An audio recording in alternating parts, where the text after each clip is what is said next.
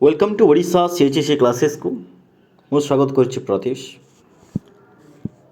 तो आज गोटे इम्पोर्टाट क्वेश्चन उपर आम डिस्कसन करवा जोटा कि plus two second year sociology समाज विज्ञान जो सेकेंड इयर सिलेबस रे यूनिट 1 रे अच्छी इंट्रोड्यूसिंग इंडियन सोसाइटी रो second chapter unit and diversity.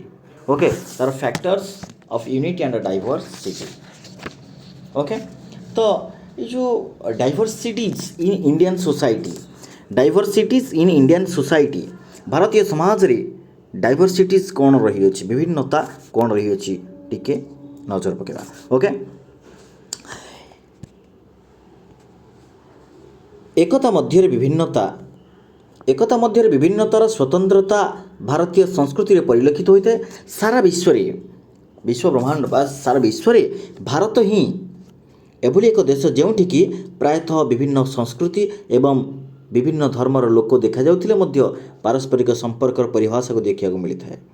तेणु आम देशर लोक मानक मध्य जातीयता भाव उद्रेक होई एकतार बंधन सृष्टि होइथिला बेले केतक कारक भारतीय समाज रे विभिन्नता आनी सामाजिक सांस्कृतिक क्षेत्र में विभिन्नता आनी पारुछि। तो भारत भली एक जनबहुल राष्ट्र रे ये विभिन्नतार विभिन्न गुण गुड़िक देखा मिलता है। विभिन्नता भारतर एक प्रधान वैशिष्ट्य। समाजतात्विक दृष्टिकोण भारत एक विभिन्नतार एक देश अटे।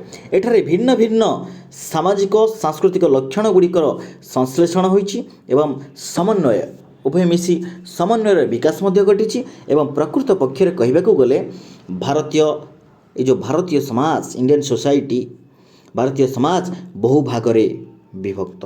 ओके, जाति धर्म वर्ण प्रजाति भाषा जनजाति प्रथा और परंपरा एवं विलास और पोशाक परिपाटी विभिन्नतार विशेष कारण गुड़िक भारतीय सामाजिक जीवन में परिदृष्ट होता है। केतक प्रतियोगिता और संघर्षर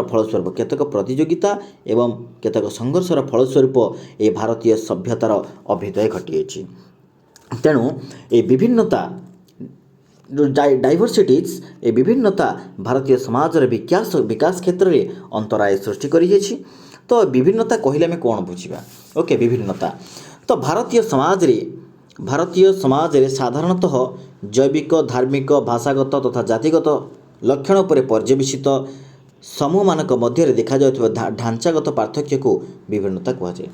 भारतीय समाज रे साधारणतः जैविक धार्मिक एवं भाषागत तथा जातिगत लक्षण उपर पर्यवेसित समूह मानक मध्य देखा जाउथिबा जो ढांचागत कार को प्रकार ढांचा से ढांचागत पार्थक्य को विभिन्नता बोली कहुए।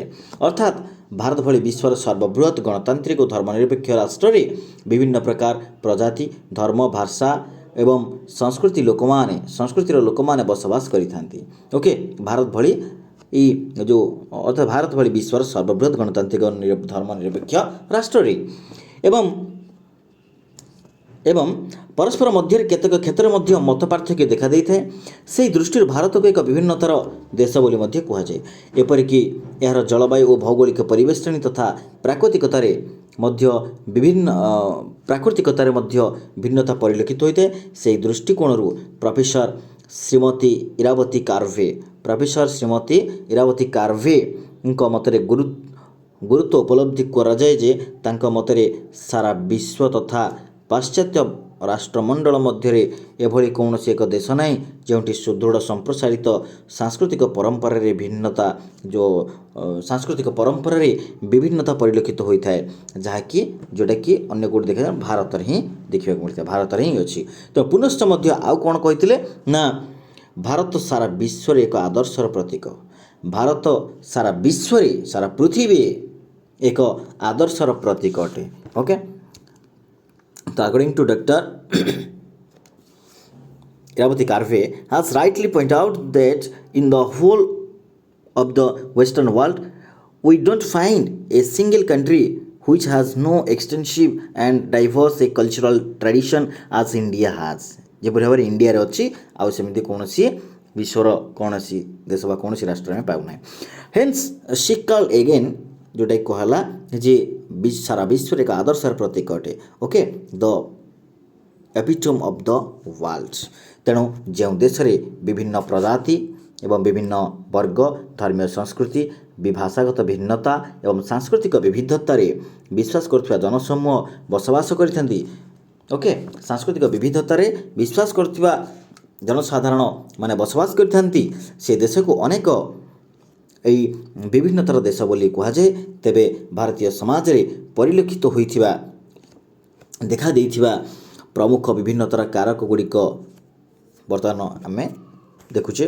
भारतीय समाज रे विभिन्नतार उपादान बा कारक कौन ना भौगोलिक विभिन्नता प्रजातीय विभिन्नता भाषागत विभिन्नता धार्मिक विभिन्नता सांस्कृतिक विभिन्नता स्तरीकृत विभिन्नता ओके। तो आज क्लास आम आज एतिक आलोचना कले। तो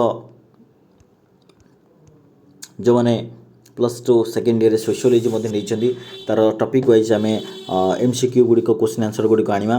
तो जो मैंने ओडिशा CHSE क्लासेस को सब्सक्राइब करना निहाती सब्सक्राइब कर दिंतु जहाँद्वारा कि इंग्लिश एवं हिस्ट्री पॉलिटिशियन तार सब चैप्टर वाइज सब क्वेश्चन आंसर सब डिस्कशन करा जिवो एवं तार MCQ गुड़िक टॉपिक वाइज अपलोड कर दिया जिवो।